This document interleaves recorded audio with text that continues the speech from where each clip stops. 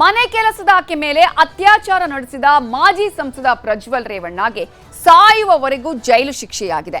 ಮೊದಲ ಕೇಸ್ನ ಮಹತ್ವದ ತೀರ್ಪು ಹೊರಬಿದ್ದಿದ್ದು ಜೀವನ ಪರ್ಯಂತ ಜೈಲಲ್ಲೇ ಕೊಳೆಯುವಂತಾಗಿದೆ. ಕೋರ್ಟ್ನಲ್ಲಿ ಪ್ರಜ್ವಲ್ ಪ್ರಕರಣದಲ್ಲಿ ಏನೇನಾಯ್ತು ಅನ್ನುವ ಕಂಪ್ಲೀಟ್ ವರದಿಯನ್ನ ತೋರಿಸ್ತೀವಿ ನೋಡಿ.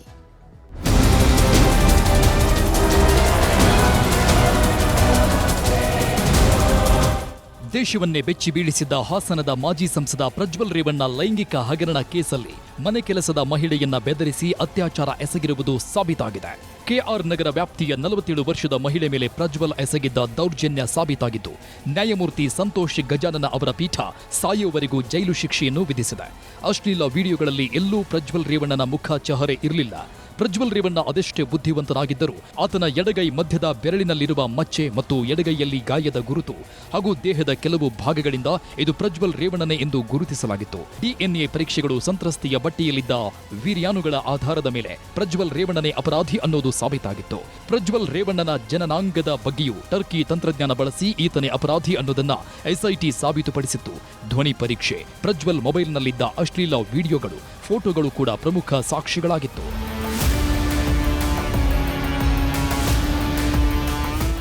ಅಂದಹಾಗೆ ಪ್ರಜ್ವಲ್ ಅತ್ಯಾಚಾರ ಪುರಾಣಗಳು ಇಷ್ಟಕ್ಕೆ ಮುಗಿದಿಲ್ಲ. ಪ್ರಜ್ವಲ್ ಮೇಲೆ ಇನ್ನೂ 3 ಪ್ರಕರಣಗಳು ದಾಖಲಾಗಿದ್ದು ಚಾರ್ಜ್ ಶೀಟ್ ಕೂಡ ಸಲ್ಲಿಕೆಯಾಗಿದೆ. ಆ ಕೇಸ್ಗಳ ವಿವರ ನೋಡೋದಾದ್ರೆ, ಸಿಐಡಿ ಸೈಬರ್ ಕ್ರೈಂ ಪೊಲೀಸ್ ಠಾಣೆಗೆ ಕೆಆರ್ ನಗರದ ಮೂಲದ ಸಂತ್ರಸ್ತೆ ದೂರು ನೀಡಿದ್ರು. ಅತ್ಯಾಚಾರ, ಬೆದರಿಕೆ, ದೌರ್ಜನ್ಯ ಇತರೆ ಆರೋಪಗಳನ್ನು ಸಂತ್ರಸ್ತೆ ಮಾಡಿದ್ದು 5/5/2024ರಲ್ಲಿ ದೂರು ದಾಖಲಾಗಿತ್ತು. ಒಟ್ಟು 121 ಸಾಕ್ಷ್ಯಗಳನ್ನು ಪರಿಗಣಿಸಿ ಇವತ್ತು ಶಿಕ್ಷೆ ಪ್ರಕಟವಾಗಿದ್ದು 1810 ಪುಟ ಚಾರ್ಜ್ ಶೀಟ್ ಆಧರಿಸಿ ಜೀವನ ಪರ್ಯಂತ ಜೈಲು ಶಿಕ್ಷೆ ಆಗಿದೆ. ಪ್ರಜ್ವಲ್ ರೇವಣ್ಣ ಕೇಸ್ 2 ದಾಖಲಾಗಿರೋದು ಸಿಐಡಿ ಪೊಲೀಸ್ ಠಾಣೆಯಲ್ಲಿ. ಹಾಸನ ಮೂಲದ ಮಹಿಳೆ ನೀಡಿರುವ ದೂರು ಇದಾಗಿದ್ದು ಅತ್ಯಾಚಾರ, ಬೆದರಿಕೆ, ಲೈಂಗಿಕ ಕಿರುಕುಳ ಸೇರಿ ಇತರೆ ಪ್ರಕರಣಗಳು ದಾಖಲಾಗಿದೆ. ಸಂತ್ರಸ್ತೆ 13/9/2024ರಂದು ದೂರು ನೀಡಿತು.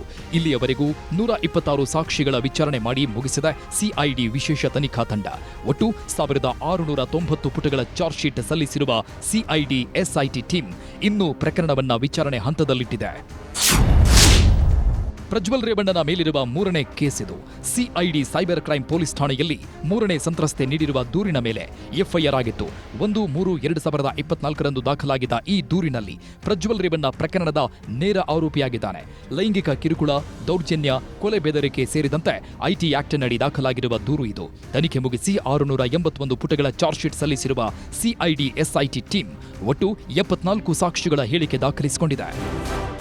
ಇದಿಷ್ಟು ಪ್ರಜ್ವಲ್ ರೇವಣ್ಣ ಮೇಲಿರುವ ಕೇಸ್ಗಳಾದ್ರೆ, ಪ್ರಜ್ವಲ್ ಜೊತೆ ಅವರ ತಂದೆ ಎಚ್.ಡಿ. ರೇವಣ್ಣ ಮೇಲೂ ಇನ್ನೊಂದು ದೂರು ದಾಖಲಾಗಿದೆ.